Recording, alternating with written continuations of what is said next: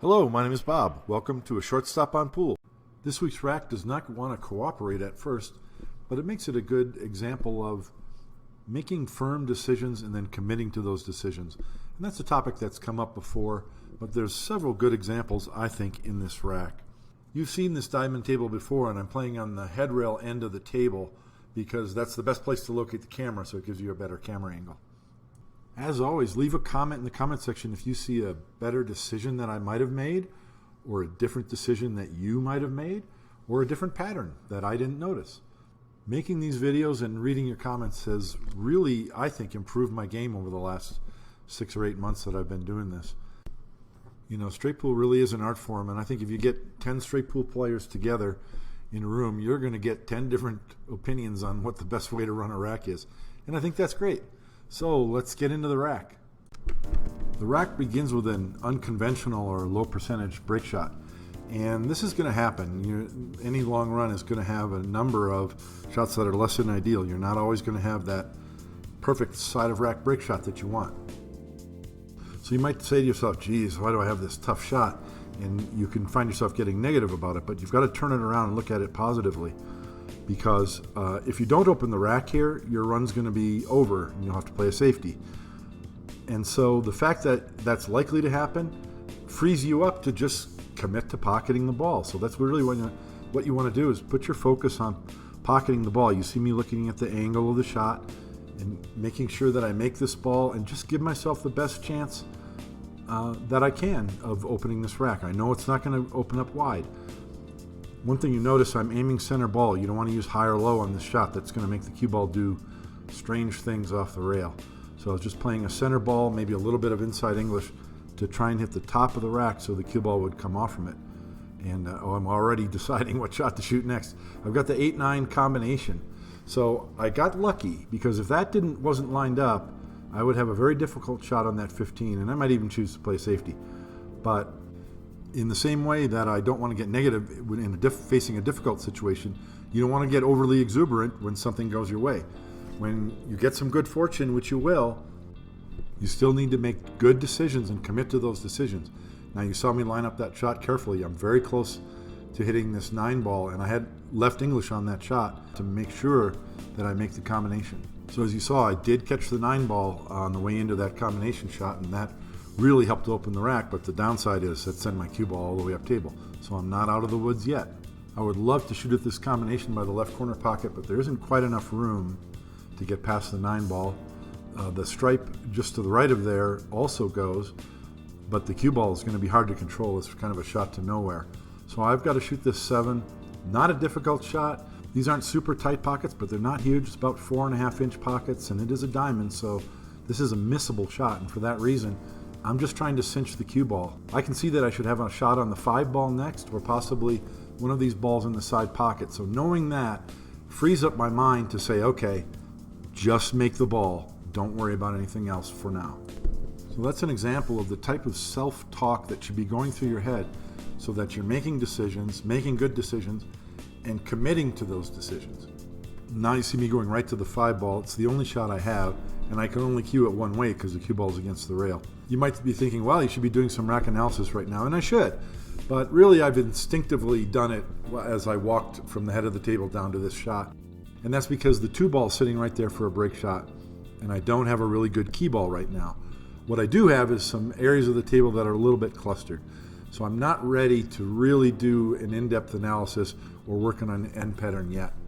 I was hoping my cue ball would have brushed that 1 ball after pocketing the 5, but it didn't, so that's my main focus. What I'd really like to do is cut that ball that's close to the pocket and go below the 10 and hit the 1, because then I'm going to have a shot on the 10 ball, the 3 ball. I've got insurance balls everywhere, but there isn't quite enough room to get in there, so I just bring the ball back out for a shot on the 10. Now I want to hit the 1, and I want to hit the center or top side of that 1. I don't want to hit the bottom because I'll stay on the bottom rail, but if I can hit the top of it, I should get a shot. Yeah, you see me motion there. I wanted the cue ball to come off the top of the 1 ball, then I would have a variety of shots to choose from. As it is, I've got a difficult straight in 14, or I've got a 9 ball. I could also cut the 9 ball on the side. Now, shooting the 9 ball rolling forward, is fine. I choose to shoot it in the side because it's a much higher percentage make. So I'm playing the cue ball 2 rails out of the corner back through the center of the table. I'm seeing the cue ball going between those stripes, and I'll have a variety of shots to choose from. I don't want to hit it too hard. I just want to get just past center table, and I think I'll be okay. So here again is another decision, and it doesn't necessarily matter so much which decision you make. What matters is that you make a firm decision, that is a detailed one, and that you commit to that decision.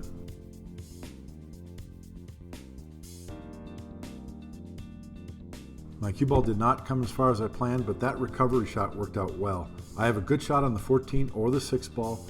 Now I think the rack is solved and a little bit of rack analysis is in order. Obviously the 2 ball is my break ball. The 14 could be a key ball. You've got to land on it pretty good to be able to roll forward just right. It's an option. Actually, I think the best key ball on the table is the 8 ball, because with a low angle on that 8 ball, I can either go to the rail and up, or I can stun the cue ball straight above the 2. Or with an outside angle on the 2 ball, I can bounce off the bottom rail straight up into break ball position. Or with less of an angle, I can go 2 rails out of the corner into break ball position. Well, at this moment, I don't see a firm end pattern. What I do see is I need to remove the 1 and the 3 to free up the 8 to be my key ball, and I want to deal with these 2 stripes. So the best shot right now is the 14 because it leads me to the 1. And now from the 1, I notice right away that I can play a stun forward shot and try and get short side of those 2 stripe balls.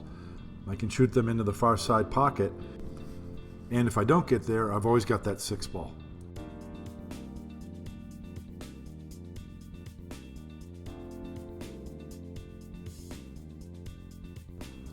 So I didn't quite get there. I've got a cut shot on this 15.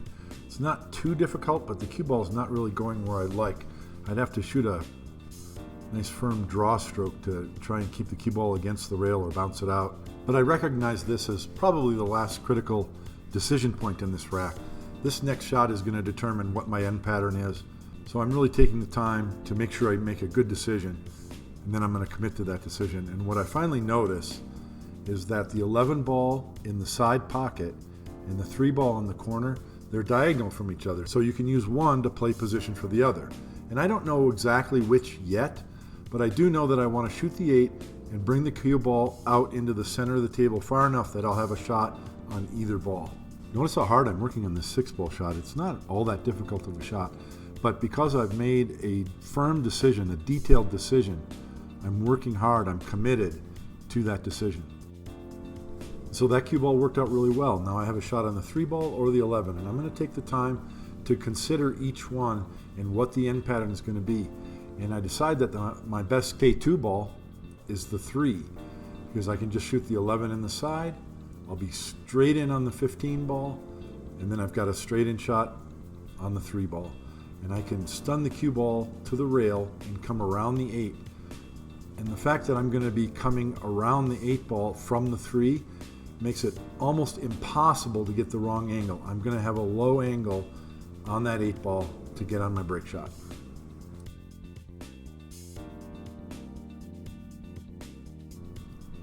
But again, you see me taking a couple of steps, walk around the table, and look again, exactly what angle do I want on that 3 ball.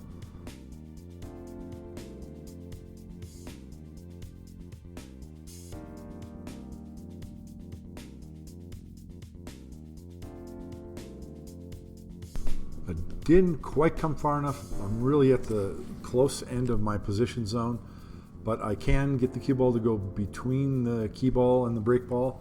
And so this is just a soft cut shot with a lot of right English that's going to check the speed of the cue ball off the rail and help hold it right around the side pocket for a good break shot.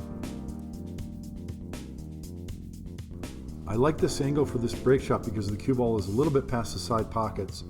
So having the cue ball just outside of that parallel line to the rail means that I've got a real good view of the pocket, slight outside angle, and I can hit this with a good bit of speed. I'm not doing anything with the cue ball, just a center ball, maybe a hair below center. Yeah, there we go, perfect. Just want to bounce the cue ball off the rack. And I've got a shot on the 11 in the side, good to go. Thank you for watching, and I hope you found that informative and helpful. If you did, please Hit the like button and consider subscribing. Check out my book, A Short Stop on Straight Pool. You can find it at shortstoponpool.com. And stay tuned for next week's Rack of the Week.